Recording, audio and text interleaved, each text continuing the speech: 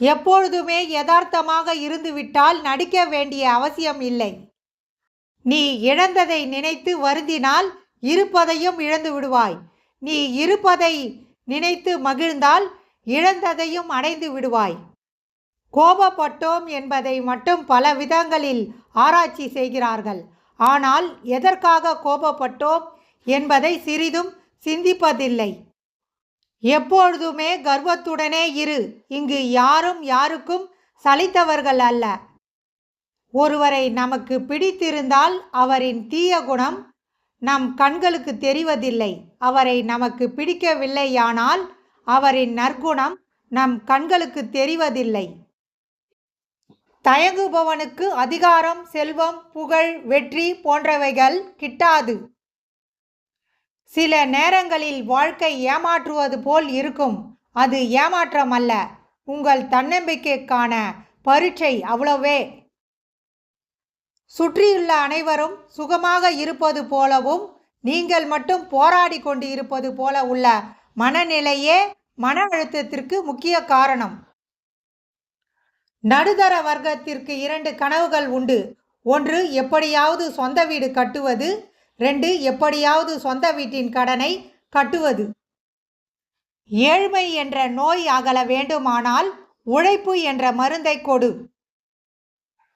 நிலவை காட்டி சோறு ஊட்டிய போதே தத்துவம் சொல்லிவிட்டால் அம்மா, எட்டாததை எண்ணி ஏங்காதே, கையில் இருப்பதை சாப்பிடு என்று. நமது வருத்தத்தை ஒரு சிலரே புரிந்து கொள்கிறார்கள். மற்றவர்கள் கதை கேட்கவே விரும்புகிறார்கள். அடுத்தவன் செய்யும் நல்லதை பாராட்ட தைரியம் இல்லாதவன், அவங்க செய்யும் தப்பை சொல்லி காட்ட தகுதியே இல்லாதவன். கோபத்தில் நாக்கு வேலை செய்யும் அளவுக்கு மூளை வேலை செய்வது இல்லை. வெற்றிகரமான வாழ்வை விட மனநிறைவான வாழ்க்கை சிறந்தது. ஏனெனில் வெற்றி என்பது பிறரால் நிர்ணயிக்கப்படுகிறது. மனநிறைவு என்பது உன்னால் முடிவு செய்யப்படுகிறது. எண்ணத்தில் கவனமாக இருந்தால் சொல்லும் செயலும் சரியாக இருக்கும்.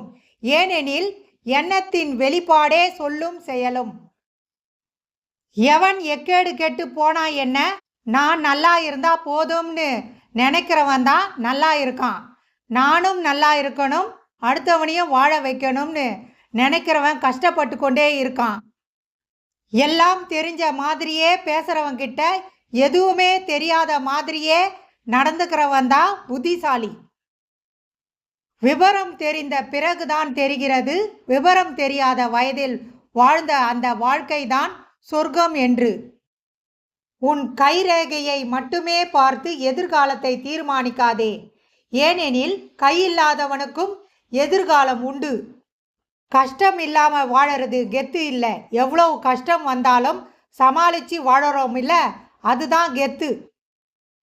பொய் முகத்தோடு குழைந்து பேசுபவனை நம்பும் அளவிற்கு உண்மையை உடைத்து பேசுபவனை நம்புவதில்லை இந்த உலகம். தவறு நம்மிடம் இருந்தால் நம்மை நாமே திருத்திக் கொள்வது நலம். அடுத்தவன் வந்து திருத்தினால் அவமானம்தான். மௌனமாக இருந்து பார், பல பிரச்சனைகளுக்கு தீர்வு கிடைக்கும். மகிழ்ச்சியாக இருந்து பார், பல பிரச்சனைகள் காணாமல் போய்விடும். வாழ்க்கை என்றாலே துன்பங்களும் துயரங்களும் இருக்கத்தான் செய்யும். அதுதான் நியதி என்பதை உணர்ந்து கொள்ளுங்கள்.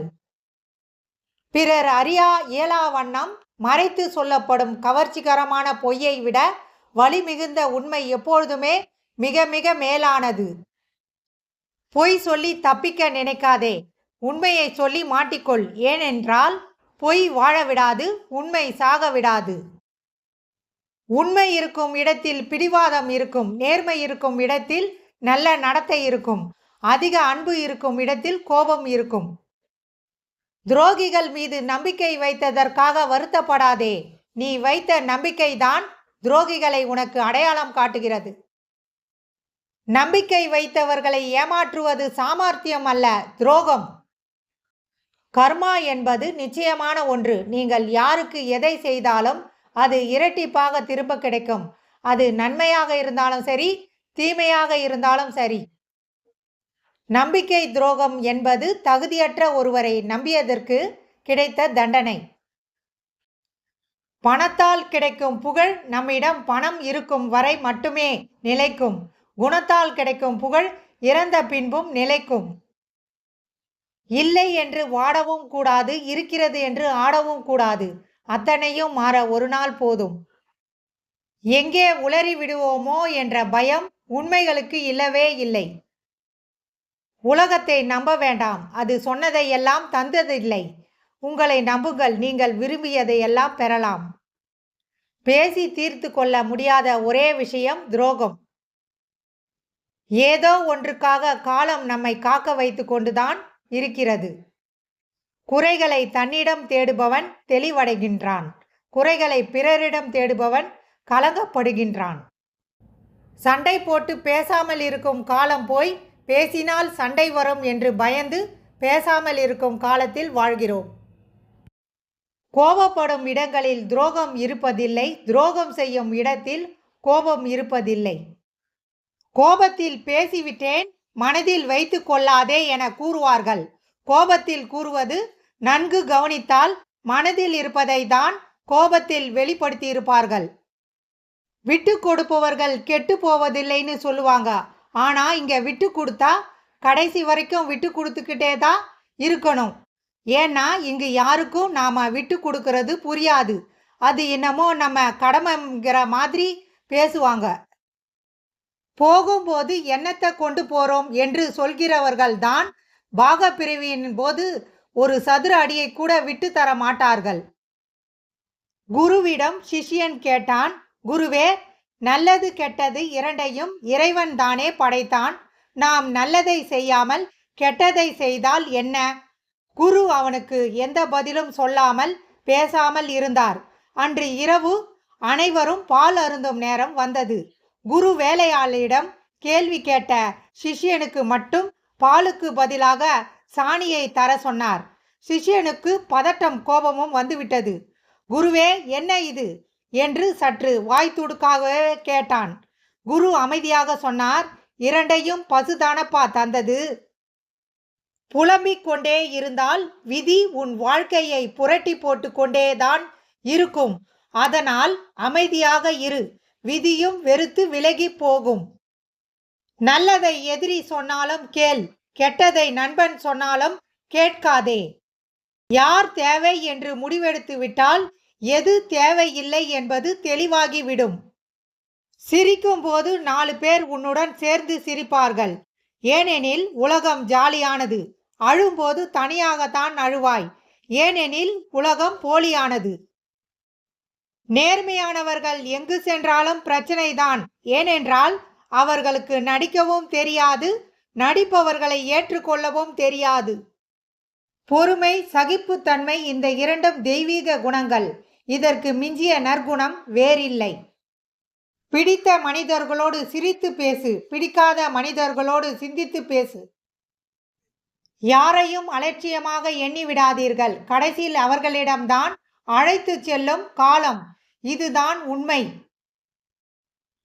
நினைத்தது உடனே நடக்க வேண்டும் என்ற எண்ணத்தை மாற்றுங்கள். தாமதமாக கிடைக்கும் யாவும் தரமானதாகத்தான் இருக்கும். நல்லவன் என்ற பெயரை மட்டும் எடுத்து விடாதே. பிறகு ஆயுள் முழுவதும் நல்லவனாக நடிக்க வேண்டும். கெட்டவன் என்ற பெயரோடு வாழ்ந்துவிடு நல்லவனாக. நம்ம கூட பழகிறவங்க எல்லாம் ஆடு மாதிரி தான் தெரிவாங்க. அது ஆடு இல்லை நரின்னு கண்டுபிடிக்கிறதுல நம்ம பாதி வாழ்க்கை போயிடுது. உலகில் வாழ்க்கைக்கு தேவையான மொத்த பாடங்களையும் கற்றுக் கொடுக்கும் 2 விஷயங்கள், ஒன்று பணம், மற்றொன்று உறவு. அகம்பாவம் ஒரு பொல்லாத குதிரை. ஒரு முறையாவது தான் மேல் சவாரி செய்யும் எஜமானனை கீழே தள்ளாமல் விடாது. தொட முடியாத தூரத்தில் உன் கனவு இருந்தாலும் தொட்டுவிடலாம் என்ற நம்பிக்கையில் நீ இரு. பணிந்தவன் எல்லாம் பயந்தவன் அல்ல. கூட்டத்தில் நிற்பது எளிது, தனியாக நிற்கத்தான் தைரியம் தேவை. எத்தனை பேர் என்ன சொன்னாலும் நமக்கு பிடித்தது போல் நாம் வாழ்வதிலே இருக்கிறது நமக்கென்ற ஒரு அடையாளம். கடந்து போன நாட்களில் நீ செய்த தவறுகளை நினைத்து ஏங்குவதை விட வரப்போகும் உன் எதிர்கால நாட்களுக்காக அதை நீ சரி செய்து கொள்ளலாம். உங்கள் முதல் வெற்றிக்கு பிறகு ஓய்வெடுத்து விடாதீர்கள். ஒருவேளை அடுத்த முறை தோற்றுவிட்டால் உங்களுடைய முதல் வெற்றி அதிர்ஷ்டத்தால் கிடைத்தது என்று சொல்ல பல நாக்குகள் உள்ளன.